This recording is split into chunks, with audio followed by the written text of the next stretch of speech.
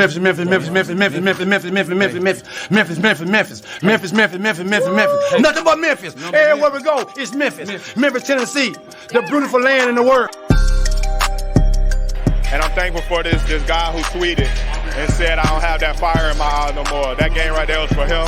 That's what I do. I prove people wrong each and every night, and that's for him right there. Hi, this is Tom Izzo at Michigan State, and you're listening to Grizz 901.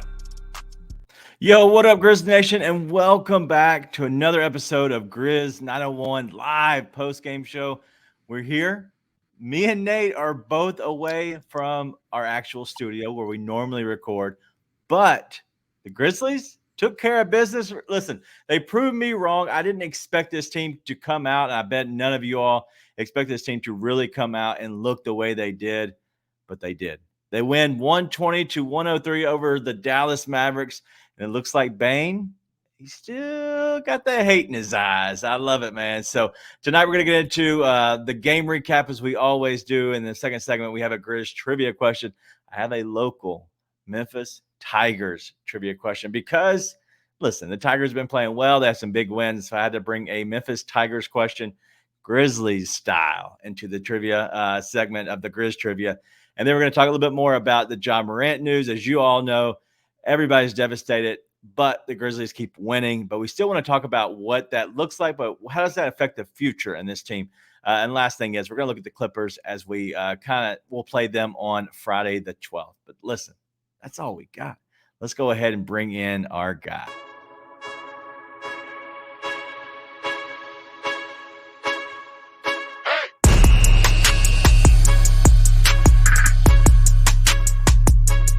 What's happening?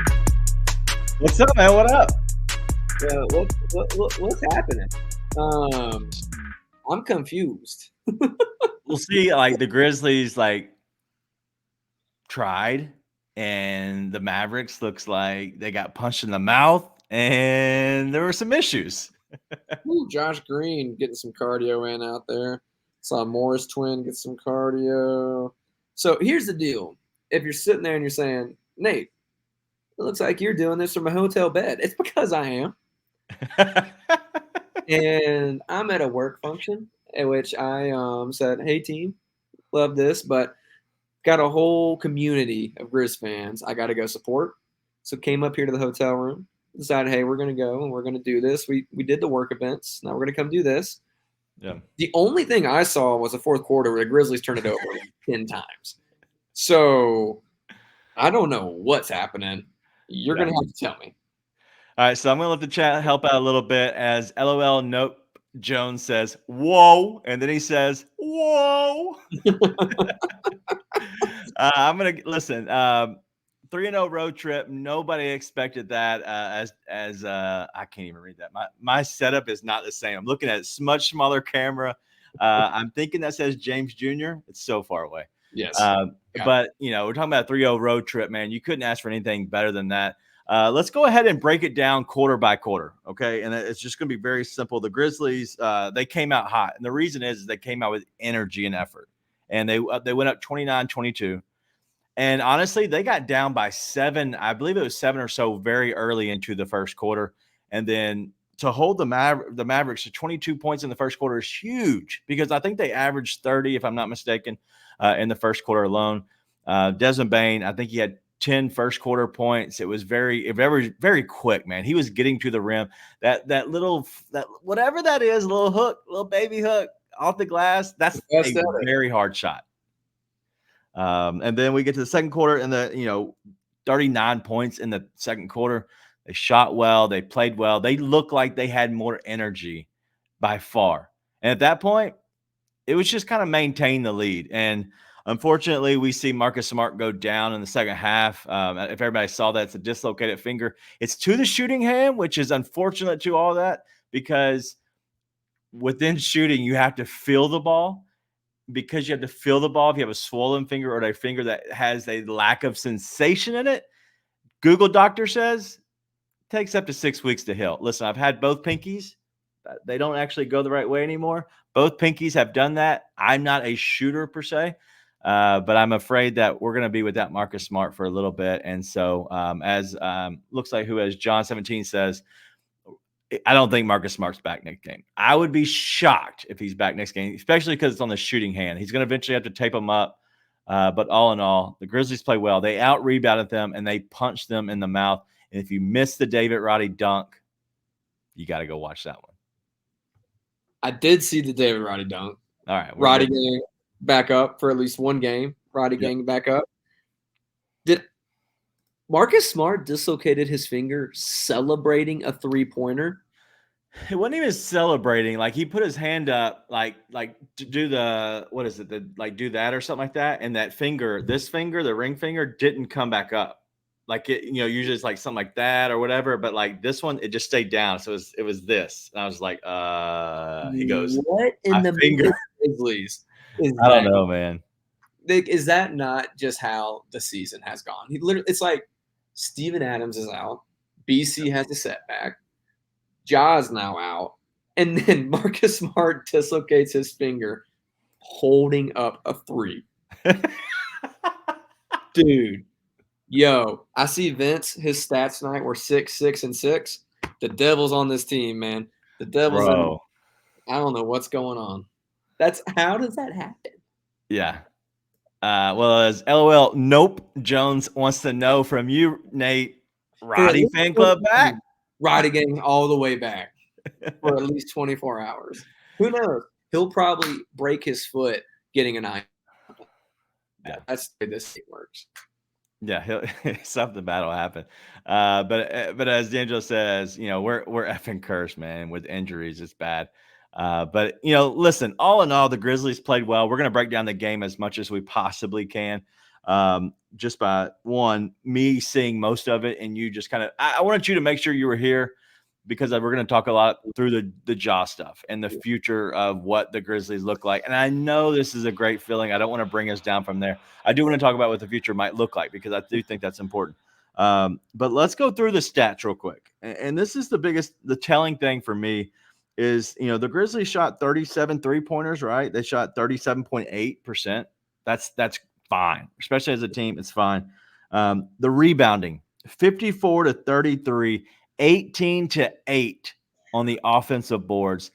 That just shows you that this team, no matter how they're constructed, no matter who is playing, if they play with the energy, the effort, the desire to be better and just to go out there, this is a bunch of guys that really honestly can continue to keep winning at times. I don't know how long. I don't know when they can get caught. But if they have some semi-good shooting and if they play with that effort, man, they're going to surprise a lot of teams. Yeah, I mean, 54 to – what was that number again? 54 to 33. 33. 21, yep. With no Trip, no Santi. Like, that's huge. I mean, as much as people hate on Jaren's rebounding, he's been fine rebounding this year. And so, I mean, Biz played 18 minutes, X played 28, and so your biggest guy is pretty much 6'8" out there. It's like, I don't know. Like, I really thought tonight was going to be a matter of what Jaren shows up. If you get good Jaren, you can win the game. If not, you're going to get beat. And then Jaren doesn't play at all. I look, and I'm like, they're up 20 while I'm sitting there at dinner tonight. I just check my phone, and then I see Jaren's not even playing. And I'm like, and at that point, the Grizz were shooting like 26% from three. So I'm like, what is happening? Yeah, no doubt. So I did mess up. I apologize to anybody. I didn't stream this to our main Twitter. I don't know how I messed that up, but I didn't. So unfortunately, I just did it. And so it looks like we have more people joining us finally. I was like, what is this number? It's a weird number. Anyway, so I apologize if you're just joining us over from Twitter and you're just finding us. Listen, I did something wrong. I pushed the wrong button. Who knows? Yeah, listen, I do a lot of things wrong. But thank you for hanging out with us. We're going to go ahead and we're going to keep recapping the game. But as I do want to answer this question from King Mix, I do think that Jaren's back next game. You're talking about a 3 days off, and you don't play until Friday. Listen, I expect, every bit of us actually getting a full roster outside of Marcus Smart. I don't think Marcus Smart will be back next game. And so with that being said, I think we'll have Jaren, but you're going to lose Marcus Smart, but gain Jaren in that instance. And so that's what's, it sucks, but I do believe that Marcus will be back at some point, but man, right away, it's going to be tough for him to come back from that injury for sure. I'm watching another video of it right now. It's like only the Memphis Grizzlies in this year could have such a thing happen. Yeah. And the points in the paint, the Grizzlies 56-46, which is big. What's your thoughts about Luka? I know you didn't see him much about it, but how do you think it went tonight with Luka in his free throw shooting? How many free throws do you think he took? I mean, because it's Luka, I'd assume he shot somewhere around 14, but I didn't want to know. He shot 15. How are you good at this? How are you good? Because I hashtag no ball, dog. I don't know. I'm a good guesser, but it's Luka. I mean, he constantly is complaining. So Kyrie and Luka took 25 free throws, which at some point in the game, man, it was just like miserable. Like they were just taking free throw after free throw after free throw, and Luka couldn't get in rhythm. Shout out to honestly, it was a lot of Vince Williams. It was some of Conchar, but some of it as well.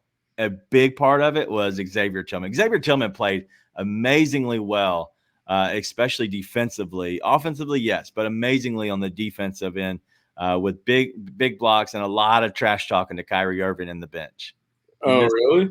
A lot of trash talking tonight from the Grizzlies. It was great. Well, I imagine Desmond Bane playing in Dallas, that's typically how that goes. So that part's not surprising. But hearing it from like X or somebody, that's pretty surprising. If it was X or somebody. I just just keep looking at the box score and I'm just confused. Hey, listen, real quick on this. I just looked at this, and Dak Daniels is talking about Vince Williams, obviously giving him a 4 for 40. So, obviously, 4 years for $40 million, which would be $10 million a year. Obviously, I don't think he'll get that, right? But I do think he'll get a 4-year deal, probably $4 to $5 million per year, I'd imagine. But something to look at is, and this is what I saw today, and I didn't realize this, the trade deadline is on February the 8th. February the 8th. The last game that Vince can play as if he plays every game all the way up into his 50, the last game he can play is what date, Nate? February the 8th. So he doesn't have to miss another game due to that 50-game restriction. But every single game he plays takes one away from the potential of getting more GG games if for some reason the Grizzlies were to be bad at some point throughout the year. Yeah. So, I mean, we'll see. But I love watching Luka's game. I hate so much how much he complains and how miserable he makes it to watch himself. Yeah. I'm looking through these stats. They had 16 turnovers. Did they have 6 heading into the fourth? I didn't look at the quarter-by-quarter numbers, honestly. I'm trying to eat my beignets. David Roddy dribbled it off his leg like 4 times in a row as soon as I turned the game on. Oh, you watched the worst part of the game. Like, so what was happening? I know you didn't know this, but what they were doing is trying to get Bane as many minutes as possible. So they were running Bane the entire first quarter and the entire third quarter. Well, what happened is they were going to let Bane sit out for the first, let's say 5 minutes of the second and the fourth, and come back for the final stretch of each to close each half or the game. The issue with that is Marcus Smart goes down into the third quarter. Yeah. So you end the third quarter, you sit Bane, and then it's literally 4 to 5 turnovers in a row. And so he literally sat down for a minute and a half the second half, except for the very end of the game when they took him out because they sat Luke in the starters. Literally came back in. He didn't even get ice on his knees or anything on his knees before he could sit down before he got up. It was the funniest thing. Listen, shout out TJ. I did see that at the beginning of the fourth. I was like, yo, this can't keep going. And then he immediately puts Bane right back in. Is that true? Roddy went on an 11-0 run? But I trust smooth southpaw. Listen, and if I'm not doing as many of the comments tonight, I do apologize. One, my screen is not as big, so it's hard for me to read them. I'm further apart in this hotel I'm in. And so I can't really see them as well. So if there's a lot of words, I'm probably not going to be able to put them up because I can't read through them as fast. Dude, well, you, Nate. You should be doing some of this. Yeah, well, I'm busy just being here and gifting you with my presence. Yeah. So first off, I see X and Z both went 6 for 9. Mm. But also, it looked like they both had really solid games. Zaire having good games without Ja Morant on the court, not turning into a pumpkin. Positive development. Still not ready to be hurt again, so we'll see what's going to happen. But X getting 14 and 11. I mean, the only non-factor I'm seeing out there tonight was Biz.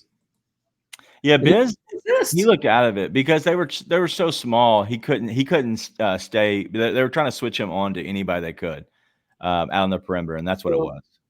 The Grizz look like they're still playing the brand of basketball they were playing the past 2 games, which is why I said on our show last night, the emergency show, we don't want to. I didn't believe in the tanking right away. I'm like, this team looked really good without Ja. Last game, they could do it again. Now without Jaren, if you just told me Jaren wasn't playing tonight, I'd have been like, all right, dude, they could get the best ever in the world. They just don't have enough. They hit a bunch of shots. They got to 120. That's really nice. What about the Mavs 103? Were the Mavs just missing shots, or was it the Grizz defense and the Grizz energy? Well, I think it was more the Grizz defense and energy. They shot 43.9% from the game, 33.3 from 3. What was happening is the Grizzlies were running them off the 3-point line and sending them into more into the defense, which is great, right? And so at that point, you're either going to foul them, which a lot of times the Grizzlies were, but the other time is they were actually able to get their hands on some balls and knock them out and create a little bit more the momentum, more the chaos as I've always talked about.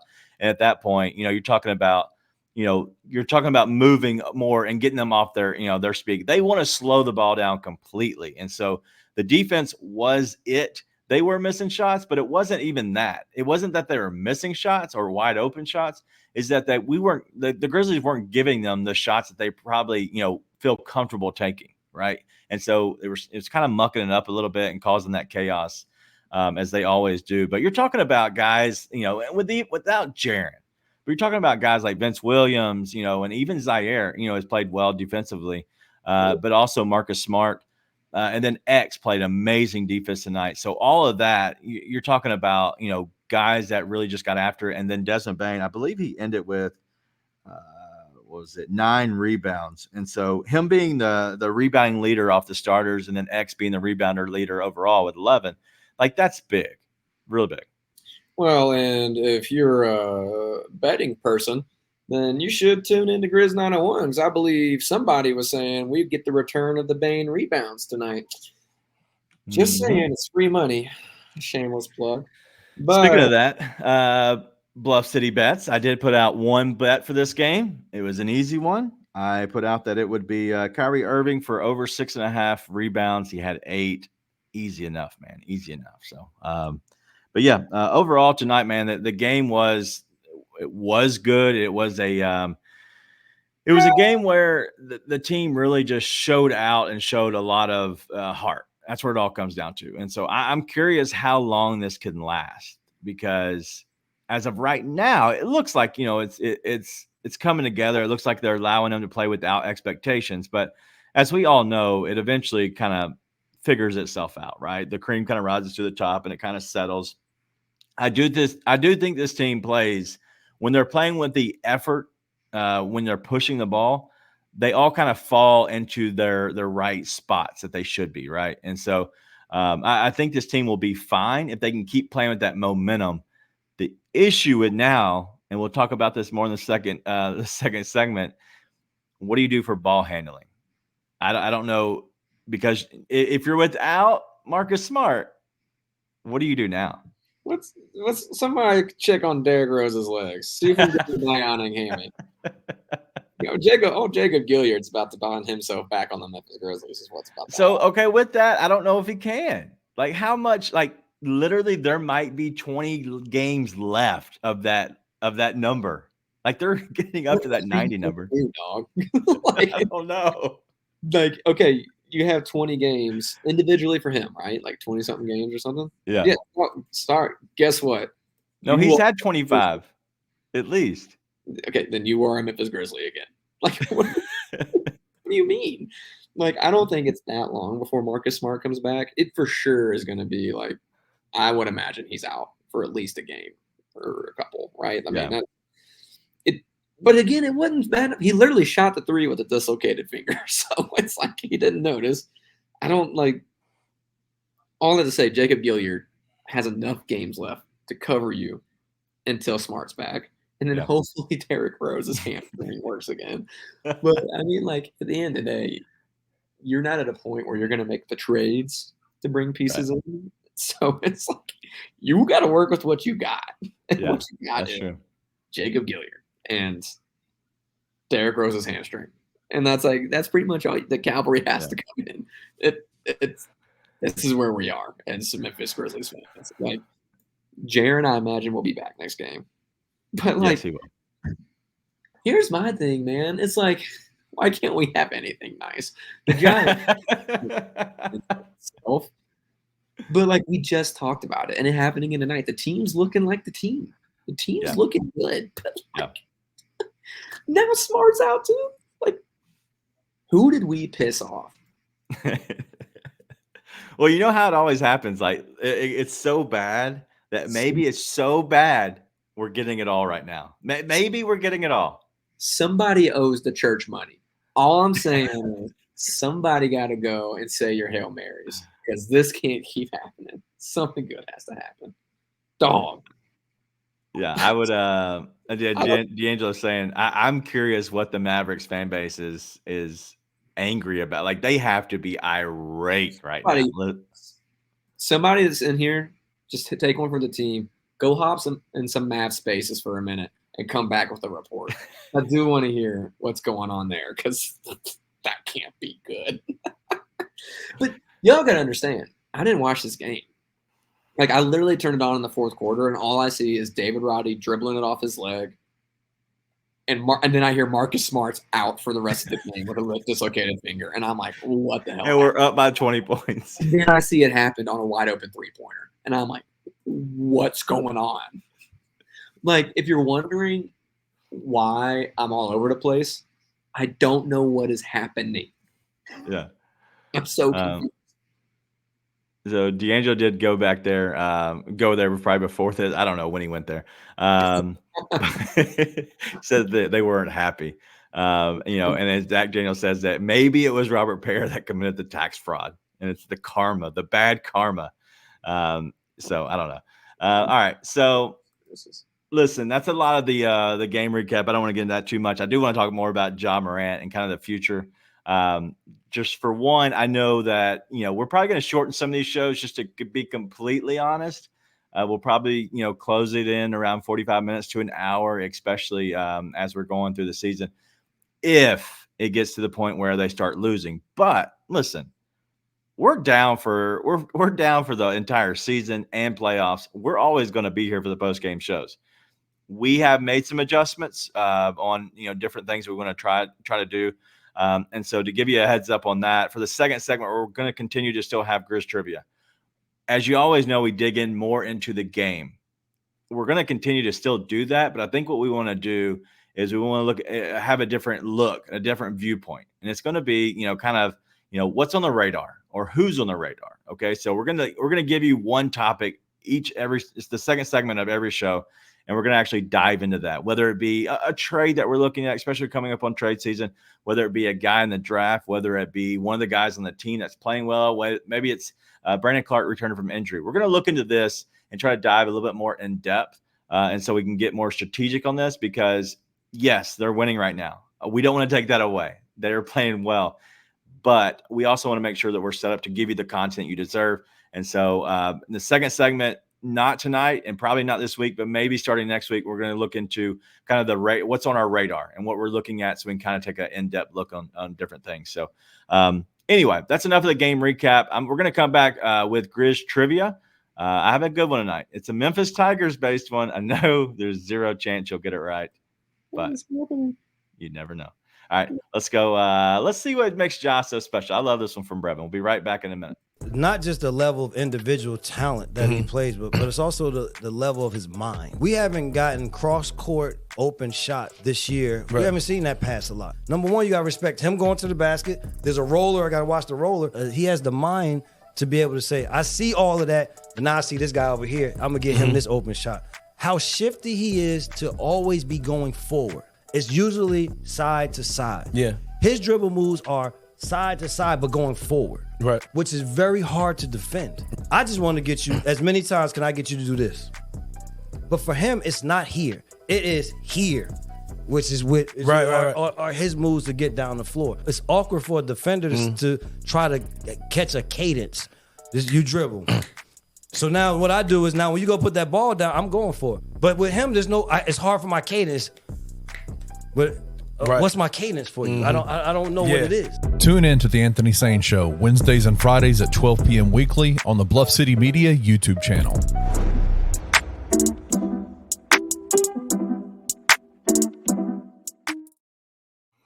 Yo, we're back. We're the Grizz 901 postgame show. I'm Daniel. That's Nate. There's still a confused look to your face even before we went off for the commercial, and now we're back, and you're still looking like that. I'm not sure what's going on. And I tell you, Grant Williams is Dylan Brooks light. And I tell you, Grant Williams is Dylan Brooks light. And I look tonight, and somehow or another, he's got 7 minutes, and Josh Green's got 23. And Josh Green's stat line is 3 rebounds, 0 and 0. And Grant Williams can't get minutes over him. That dude's been Dylan Brooks light. What are we talking about? All right, we do have a report. LOL. Nope. Jones says they aren't happy over there in Mavs land. I wouldn't be either. All right, so in the end of the day, the Grizzlies do win. They win 120-103. It was a good game out of the Grizzlies, and it was a good game out of the supporting cast. I forgot to do one thing, so I'm going to do it right now because I don't want to go ahead and pass it by. Listen, we're all the way off. Just to be completely honest, I came on this trip, forgot to pack underwear. I'm all over the place. Little TMI, but it is what it is. So we're going to free ball this one with the Grizz 901 player of the game. Got to go it back to TCU Dez, and that is 32 points, 9 rebounds, 4 assists, 2 3-pointer. Desmond Bane, your Grizz 901 player of the game. The dude couldn't even come out of the game because he's that important to this team. Nate, I know you love Dez. I know you love the pettiness. For them, the Mavericks, passing up on their very own. The TCU native, or I don't know what native, he's from Indiana, but the TCU kid, they passed him up. The Grizz grabbed him. The pettiness, the petty machete he is, always giving it back to the Mavs. I love it. Yeah. For the aforementioned Josh Green, who again, stat line was 0, 0, and 3 tonight in 23 minutes. Dog. They talk about cardio Conchar. So they got to give that to Josh Green. We just got to start calling Josh Green cardio Conchar. Even though it doesn't really make sense. He's cardio Conchar now. All right. Well, shout out Desmond Bane since you're not going to do it, and D'Angelo will. The Grizz #1 player of the game, 32 points, 9 rebounds, 4 assists, 2 3-pointers. I was getting to it. I was just trolling Josh Green because it's what Desmond Bane likes to do anyways. He played tonight? I'm not sure. I'm not sure if Josh Green played tonight. Listen, I appreciate you finding Desmond Bane in the TCU jersey. Listen. That dude will never not take that matchup personally. No. And it's amazing. And listen, he only went, I think, 2 for 9 from 3 tonight. Is that right? Yeah. 2 for 9 from 3 tonight. Still got 32. Dude, that little baby hook he's got is a thing of abject beauty. You know how hard that is? And I know we still haven't got off the game, even though it's supposed to be doing trivia.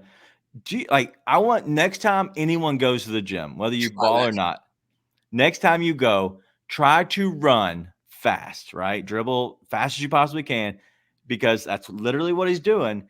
And I want you just to try to do it, because what's going to happen is it's going to hit the backboard and go way over the rim, because you're going to shoot it off like a slingshot.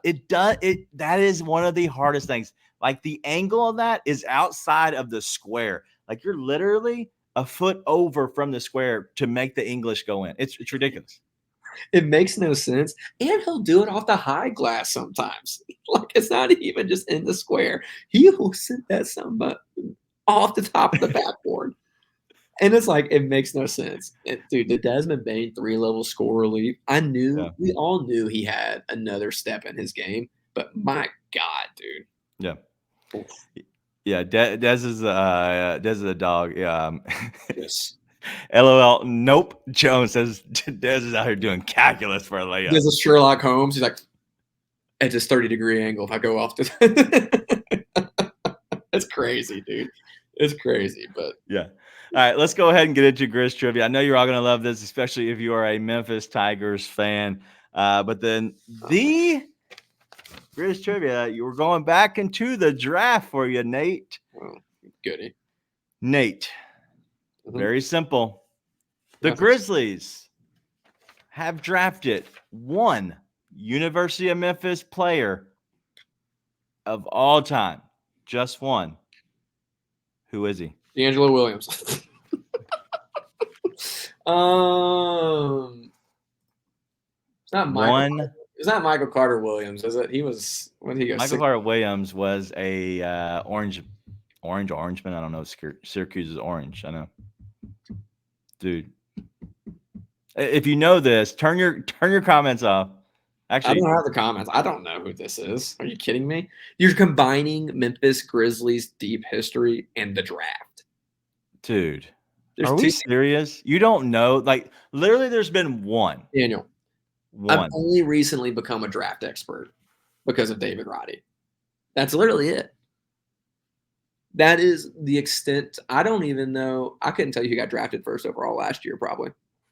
Yeah, you could. I'm just kidding. I do know who that is. Hey, Elliot Williams is a good one. I think he did play for the Grizzlies. Brown Unboxing and Derek Macklin got it right for sure. I have no idea. It would all be a complete guess. It's not Lorenzen Wright, and unfortunately, RIP. But yeah, the guy is he did play for the Grizzlies.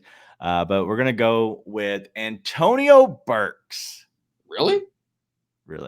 Oh. The only Memphis Tiger to ever be drafted by your Grizzlies. And what happened is he was drafted by Orlando, draft night trade before the pick happened for straight cash, homie, to Memphis. And so he actually wasn't drafted by Memphis, but he was on the draft night trade. Same thing. But it was for straight cash. Like, they didn't give up anything. They just said, you know what? Just give us like $10 and you can have him. It's fine. Listen, you finally got one. I couldn't guess right. So good for you. Jarnell Stokes went to Memphis. Jarnell Stokes was a UT Vol. I do know that one. Guess who's back? Back again. The goon is back. Myself about something I said incorrectly earlier. By the way, let me go quote this. Booker T. Washington legend Antonio Burks. King Meeks. Yeah, if it has to do with the draft, anything, like, 0 chance I get that right. There's a 0% chance I get that right. Yeah. All right, let's go ahead and get into a little bit of the Jaw stuff. And so we talked about this. We kind of went straight to, I guess a breaking news, kind of episode. It was very, straight to the point. And we wanted to make sure that we kind of just hit on it. Me and Mark were going live initially, and then Nate joined us.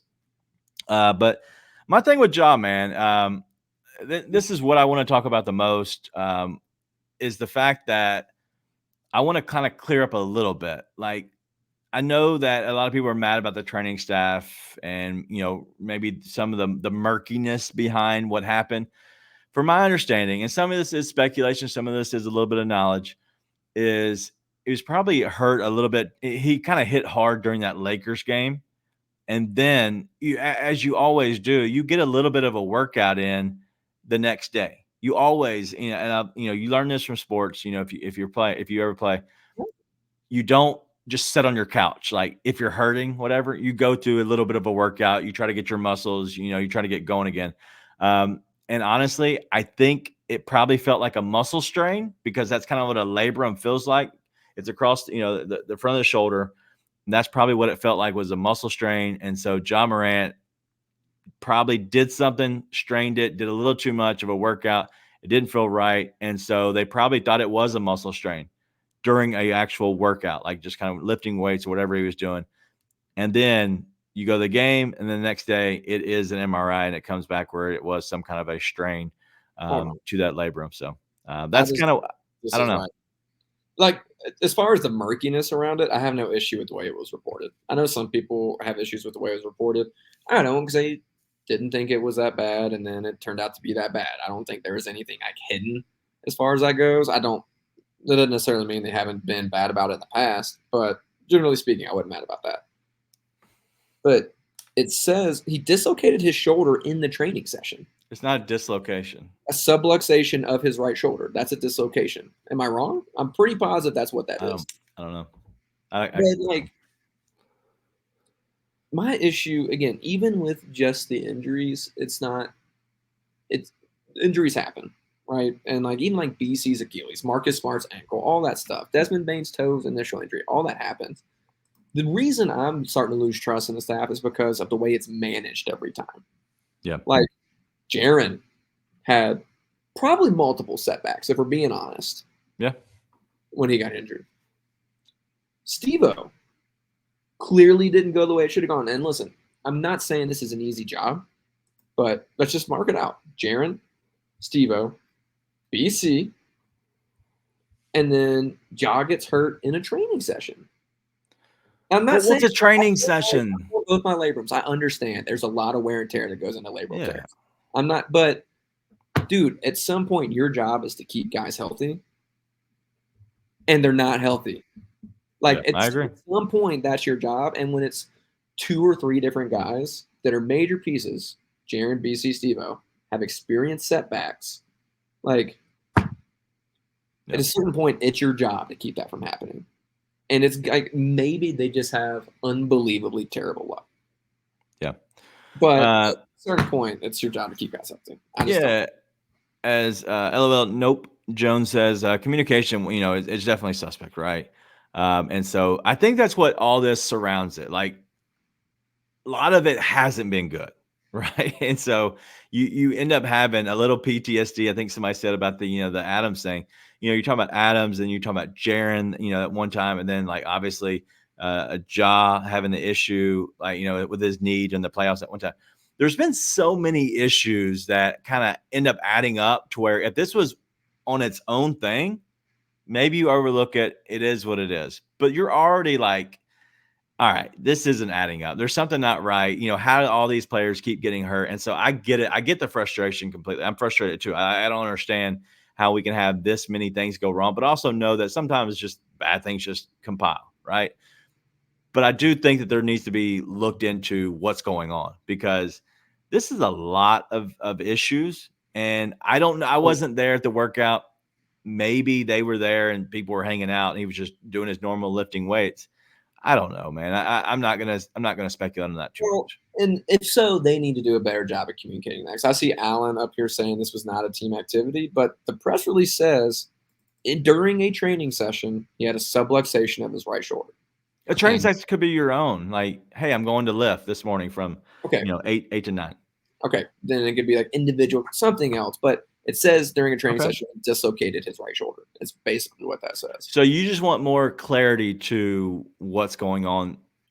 I'm not saying you don't deserve it, because I don't care about the reporting. The reporting of it in general, I don't care about. That, when you phrase it like that, makes me think he dislocated his right shoulder during a training session with the training staff. It doesn't say practice, doesn't say anything like that. So that's why I say I could be completely wrong. And again, my issue is not with the reporting in general. And people were like sitting there saying, hey, they're being suspect. They're not communicating well. Whatever. Like that, this was not a big deal at all. I thought they communicated fine for this. My issue is how many guys have setbacks during these injuries, right? Like, for sure. And at a certain point, it's like when I see Ja gets hurt in a training session, my first thing is to think, what's the training staff doing? And it's not just because of this. It's because, again, the Jaren setback, the BC setback, the Steve-O setback. And it's like whenever someone goes out with an injury, we're always like, okay, like, are they going to be out for a game? Yeah. A month? And I'm down with that. I would love to see them be more clear on that. I think what they try to do is almost like they're trying to be cute with it in a sense. And I know that maybe they try to keep stuff close to the vest because usually that allows more things to not get out. This team does a very good job of not letting info leak for the most part. And so I understand that. The just because of that, but what it comes off to me is it's a bunch of cover my ass because you can't do your job well enough to say this injury has this timeline because you keep screwing it up. And like, because all these injuries have general timelines and expectations on it. You see it with a bunch of teams that report it, but for this team, it's not what it is. And after so many instances, you start to think this staff can't keep up. I could be, like I said, I could be just looking to burn someone at the stake. And I could be completely off. Maybe it is just purely emotional, but yeah, typically when it comes to stuff like this, I don't feel like I get super emotional about this kind of thing. Dude, at a certain point, the team's never healthy. Yeah. It's not. I agree. And it seems like whenever they're not healthy, you have a hell of a hard time getting them healthy. So what gives? Are you just that unlucky? Maybe Marcus Smart dislocated his finger on a three-pointer. Maybe they literally are just that. So, I don't know. I feel like we are pretty slow to condemn coach, for sure. Office. Even players will give a lot of leeway on this show. And at a certain point, I'm like, the training staff, I'm like, dude, walks like a duck, talks like a duck, sounds like maybe it's a duck. Or a dog. I'm not sure. Or a parrot sounding like a duck. Who knows? All right. D'Angelo says, took Siakam 5 months to return from an injury like this. I get it. I'm not exactly sure why it took, what the timeline is. Realistically, I think he'll be healthy. He'll get back, especially for a labrum tear. This is what I want to talk about as well. King Meeks, love you, man. But the ESPN OTI, those guys, Will Bond and whatever the other guy's name is, I forget. They do the happy trail stuff all the time. And so I understand that we Memphians are petty and we always wave that petty machete around. I know. So, I don't know if you've ever seen that, their show that they do. I know what it's talking about. It always says happy trails to something, right? And so what it is saying, happy trails to college football. And they'll say, last night college football, ended, and so, great season, happy trails to a great season, whatever, pretty much is what they would say. Well, this one, it says happy trails, John Morant. And they literally talked about how he had an injury, how he had a labrum tear and he's going to be out for the season, and pretty much happy trails to you. You're, just pretty much saying, giving you an update on, going to be gone for a while. Like, it's not, and I don't want to seem like, oh my God, like you're an idiot for thinking that. No, not at all. I know a lot of people, PT, I'm sorry. Yeah. And so pardon the interruptions, what, the show's called, in case people that don't know. I don't want to be that guy. I'm not saying, hey, I'm high almighty, like, hey, whatever. I take a lot and I'm very petty. I'm just trying to explain that maybe people that don't watch the show on a normal basis, they've been doing that for so many years, since I was a kid watching that show. So I get it. It's not a good look, but it also is something they do all the time. And so I know it can be taken out of context. I just want to give a little bit of update from my opinion on that. But anyway, let's talk about the future of what this team looks like. And I know we talked about this on the when we were both driving to our separate places, far away from each other. But we're discussing a little bit of what the future looks like. And so we both talked about winning and losing and what that looks like. And so let me take the losing part of it. I'm going to give you the winning part because I think that's more fun. The losing part of it is, let's say you do lose. What do you reward it for? You reward it for, honestly, you're a draft pick, a draft asset. You can trade that and upgrading one of your top 8 talents and sending somebody out with a good draft pick and possibly bringing in somebody even better. Like that, honestly, it's going to probably be a lottery pick unless this team just keeps winning like they have been, like they showed tonight. That's what you're rewarded for, which is great. But the other thing is even if you do lose and you're not completely in tank mode, which I never will agree with, is completely being in tank mode, I do think that this team will be rewarded because of it. As you saw tonight, the energy and the effort from these guys, dude, it's going to be this team is going to play well at times. They're going to play terrible at times. I don't want people to forget that. But if they do lose, you are rewarded for actually losing at this point. You're expected to lose. There's no expectations. And I think that's going to be important. But the winning stuff, let's say they do win and people are mad about missing out on that draft pick. Who gives a shit? Like, honestly, I mean, like, who's the Grizzlies' highest draft pick that's not Ja and Jaren? You know who it is. Name it. Oh, is it Jake LaRavia? No, it's Zaire. Zaire Williams. Yeah. Who is doing fine for you the past few games, but, like, would any of us be surprised if he's a DNP and then gets shipped off for next to nothing by the time it's said and done? Like, and then who got drafted at 17 where the Grizzlies originally were? Trey Murphy. Everybody in this fan base would give anything to have over Zaire, despite the fact Zaire's looked admittedly good the past few games. Mm-hmm. Like, who cares about that draft pick, man? Like, and chances are the Grizzlies won't be very good, and they'll get good lottery odds. But it makes no sense to tank. You have a bunch of winners on the team, and if you're going to lose, let it be because you just don't have the horses. Other than that, it's like, go keep playing. This team has looked good in 2 games in a row without Ja on the road against quote-unquote powerhouse teams. I say quote-unquote. I think the Mavs with Luka are actually awesome. I've never been in on the Suns. Just haven't. At the same time, you do that without Ja. You didn't even have Jaren in this game. Marcus Smart is the latest victim to the basketball gods, so you don't have him to close out that game. Like, you got a good thing going with a bunch of guys growing and figuring out who they are. Like, keep trying to win. And if you just lose, then just lose. Like, the idea of the tank makes sense for teams that are just full of losers that you're not going to build around. And maybe you find a diamond in the rough. That's not this team. Like, this team has enough pieces that they've shown a couple of times now they can put together to win against really good competition. Tough competition. Like, go play to win, and then if you happen to lose, you happen to lose. But this whole, like, tanking thing makes no sense. You should try to win. And by the way, if you have Smart, if you have Jaren, if you have Dez, then you got guys like Vince stepping up. Luke Kennard looked more like himself. Zaire Williams is contributing.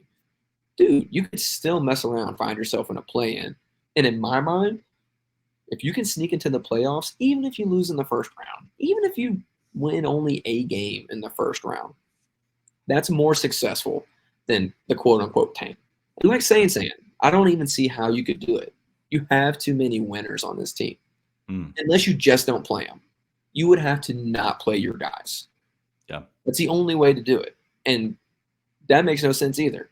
It doesn't make sense from a business perspective because games like this, from a business perspective, put butts in seats. Yeah. Puts jerseys on kids. Like, from a business perspective, it doesn't make sense. From a basketball perspective, you got a bunch of guys learning how to win and learning some role in the NBA.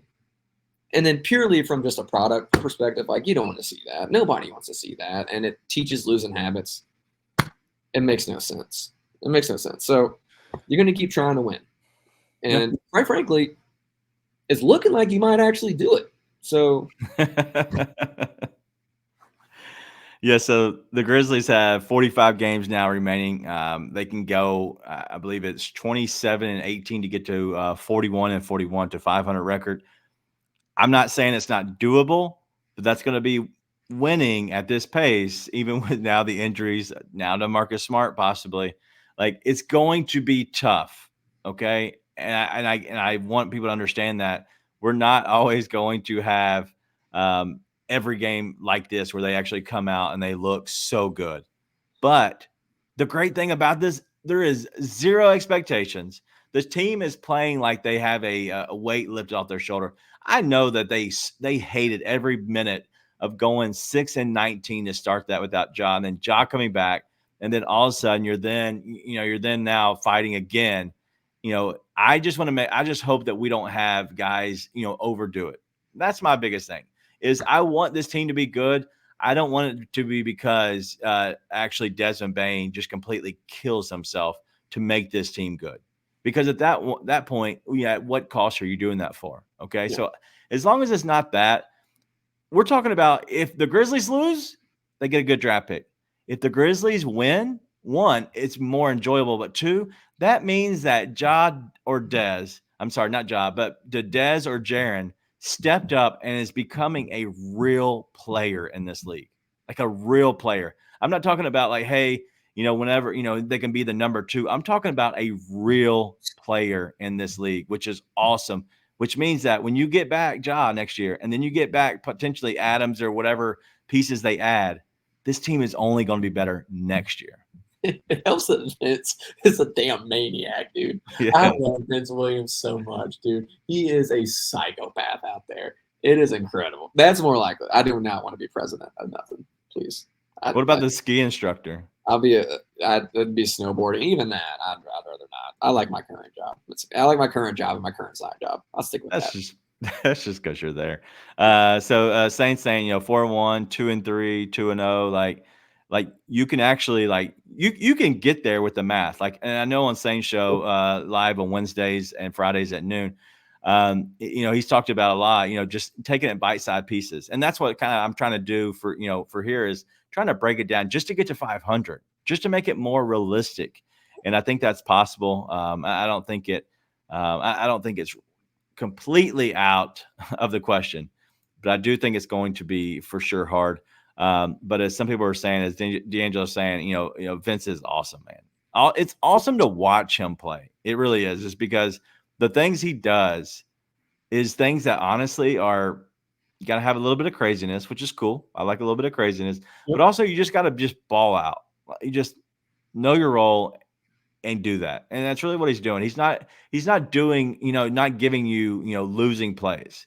Like everything he gives you is a winning play.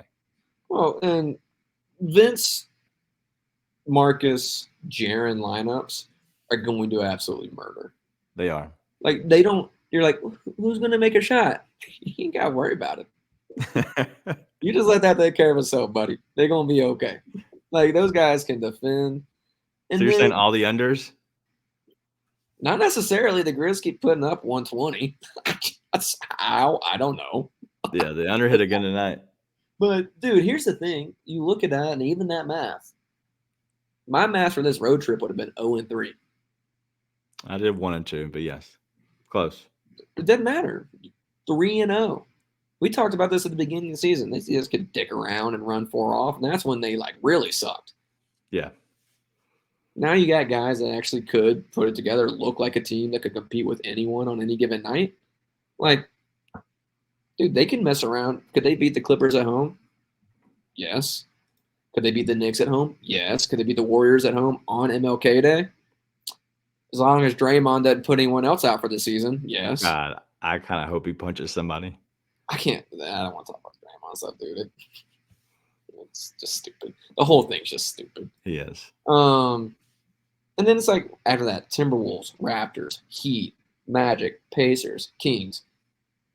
With the way they're playing now, I could easily see them winning the vast majority of those games to close out this month. Wow. And listen, if you'd have told me Jaren's out tonight and Marcus Smart's going to dislocate his finger at some point, I'd have been like, who do you have left? Eventually, they're going to have to put me in. They're going to put me out to Dallas mid-game and put me on the court, and they beat them by 17. It's a team who found their identity against the Lakers, and they're playing at that identity. And if you got that, you got good enough players, you can go and win games on any given night. Yep, a lot can happen on the road. As I said, I will be. I'll shine my crystal ball up, man. A lot did happen on the road trip. John Morant goes out for the season, but you're talking about you're hanging out with your boys. There's nothing better than going on a bro trip. If you're a lady, nothing better than going on a ladies trip. Everybody's hanging out. Everybody's having a good time. Just like in sports, man. When you're going out, when you're on the road with your guys, you're eating at the same restaurant, you're hanging out, you're working out together. And that's really where you kind of bond. And I think really something happened with this road trip. I really do think it did. Because this is a team that's coming together, and you can see it. You can see that when when they're playing the way they're playing, it gives you the chills, man. It gives you those goosebumps when they're all standing up on the sideline, just having fun. That's really all what it comes down to. They're just having fun. And so it was a good time. And so, I hope that everybody understands that this team is special and they're going to continue to gel and they're always going to continue to have that good chemistry. It's building. And I think that's going to be special. I don't know how long that they can hold it together, but man, I'm not going to doubt these guys because they've been playing just like their hair on fire. But as Smooth Southpaw said, go give a like to us. We're going to take a quick break real quick. Obviously, really quickly. But we're gonna go ahead. We'll be right back in about 1 minute. I'm just big on being able to vocalize what someone's role is. I always thought my best coaches were the people that let me know exactly what you expect from me. Now I might not like it. Yeah. You know what I'm saying? Right. But if you come to me man to man to say, this is how we think we're gonna play you, bang, bang, bang, and hopefully everybody understands. I'm not saying that this has not been done with this team. Mm-hmm. I'm just saying from my experience, we all have egos when we get to this game. Right. All of us, to the last person on the bench, you got an ego, but all of us can't be the man. Yeah, you got to be able to say, okay, he's the man, but what do I do and what can I do to help us be good? And if it's vocalized to you, then you know exactly and if I'm out there doing it and now I'm not getting the result from you, now we got to sit down and have another conversation. Mm-hmm. But as long as it is told to you, this is what we expect from you, this is how we want you to play, then I feel like, again, keeping this logo. Right. You know what I'm saying? Right. Tune in to the Anthony Sane Show Wednesdays and Fridays at 12 p.m. weekly on the Bluff City Media YouTube channel.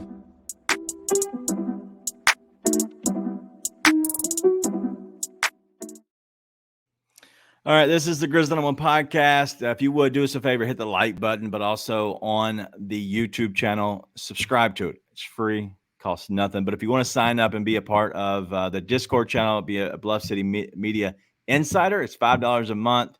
There's nothing else better than that.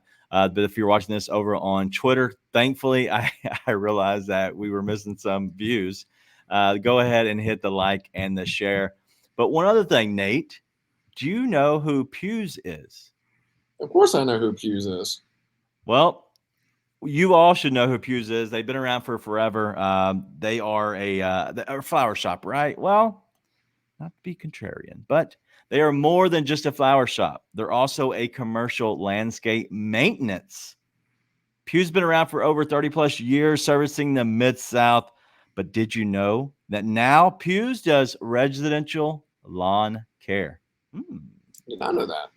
So Pew's Residential Spray, who does my spray, they can take care of all of your weed control and fertilization needs. If you want to create that perfect weed-free lawn, then call Pew's Residential Spray today for a free estimate. That is 901-633-2118, and let them know that the Grizz 901 crew sent you. And remember, Pew's, well, you get that big company strength, small company values. They are now a sponsor of the Grizz 901 podcast, the Grizz 901 postgame show. We have another one coming very shortly, but we want to go ahead and start sharing those as they're coming in. Honestly, talk about being sick. Whenever you get ready to sign some paperwork, and then the text message before the message of John Morant going out just makes you get sick. So we're going to have more things coming up with Pew's. But if you want to go ahead and find any lawn care, any maintenance, spraying, they do my yard. I have friends over there. They do a very good job. So go check them out. All right, let's go ahead and get into the preview. And that is the Clippers. The Clippers have now won 20 of the last 26. They are playing very well. What's your thoughts on the Clippers, Nate? Who cares? Grizz by 50. Listen, they're good. They've got a bunch of figured out how to play together, which is really scary. I mean, you've got 1, 2, 3 former MVPs on that team. They're all playing really well together. So as a team that's really clicking, playing really well. At the same time, Grizzlies are a team that, despite their record, despite the injuries, clicking, playing really well. I do think the Grizzlies match up really well against the Clippers. I'm worried if Marcus Smart misses the game. I just saw a story from Drew Hill. They're going to reevaluate it when they're back in Memphis. They said nothing's broken. Better to be safe than sorry. So see what happens with Marcus Smart. Defensively, I wonder if you have enough. And then Jaren plays, and he has another game like he had against the Lakers and the Suns. I feel really good about it. At the same time, you still have to put up with Paul George and Kawhi Leonard and James Harden. You really want to have Marcus Smart for that, So that's a tall task. At the same time, Jaren was playing like a 1A against the Suns and the Lakers, taking it to guys like AD and Nurkic. You can do that against Zubac, and all of a sudden you take over. Jaren has a 40-point game. Dez is hot, and you just got guys that'll hit some shots. You get yourself a chance at any game. I would feel really good about it if they had Smart. Without Smart, I would give the edge to the Clippers, but with a big Jaren game and Dez game, I think teams clicking away. Role players are hitting a lot of shots. Anything can happen. Yeah, the Grizzlies had a lot of assists tonight in this game. They're going to need to do the same thing. And shout out to Heaven's Healthy Kitchen. Go check them out. I'm not exactly sure of the website right now. Off the top of my head, I apologize, but go check them out. There is going to be Memphis pop-ups with the stuff, and so we'll have a lot more on that later on. But you're talking about Smart. I think he's out, I would imagine, but as we all know, as LOL, nope. Jones said that reevaluation word, man, is scary. But, you're talking about guys that honestly, they are playing carefree. And as long as we do have, I say, 2 of the 3 now between, Dez, Jaren, and Smart, I feel okay about it. But I do think that we might have some issues with being able to handle the ball because there's no backup point guard. There's no starting point guard. We don't have a point guard that had actually suited up tonight. Gilly's coming. He's right down the way. I don't know. Hey, that finger's not broken. Grizz training staff's going to be like, watch this. And broken. I'm playing jokes. Just jokes, my friends. Yeah, so I don't know, man. I'm excited about the game Friday. It's going to be it'll be honestly, you're getting a 3-game road trip where they have playing very well. They're rebounding, they're getting rebounding in a sense, and so that's what you're going to have because Zubac is going to be a good rebounder, especially against us. But if the Grizzlies can take care of business on the rebounding, I really do think that they have a good chance to win this game. They've been the Clippers have been shooting like crazy, man, and so you're going to have the tidal wave, just like the Warriors of old had the tidal wave where you have to kind of just, you just kind of stay in there. And so, just as this is probably the perfect thing for it is what Angel says, after tonight, anything can happen. It really can.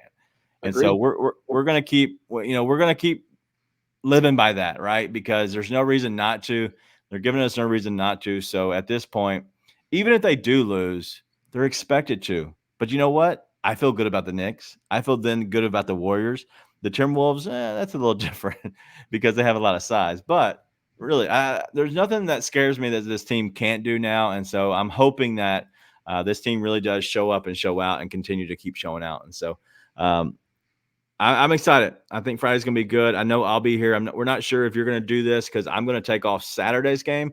So Nate might not be here on Friday. And I know I will be off on Saturday. I will be out in the mountains without any service at all. I have no idea probably who wins the game. Ding, ding, ding, ding, ding, ding. It's my wife's birthday, and so we're going to have a good time. Us and some friends are going to go out there. We're going to go out there. We're going to sit in a hot tub. We're going to look out to the mountains and have a good time. And so it's going to be good. My kids' team, I know if everybody's wondering, 2-0. We have the biggest point differential in the league, an average of 17, mind you. Daniel, careful with those hand signals. I don't want you to dislocate a finger. Shut up. All right, well, we got to start winning at home for the Grizzlies, and we're going to keep playing well. The show's going to keep being here. Listen, winning is fun, isn't it, man? And so hopefully that we keep playing well, and that the Grizzlies really do just kind of keep keep getting after it because it's so fun to watch this team. This team is having a lot of fun. We're having a lot of fun watching them. I hope you're having a lot of fun on the show. If you are, please hit the like button. Subscribe to the YouTube channel. I will try to make sure I don't make the mistake again. I'm not actually putting us live on Twitter. I believe we're good now. I think we were live the whole time, but you never know. But that's all we got, man. It's been a fun show.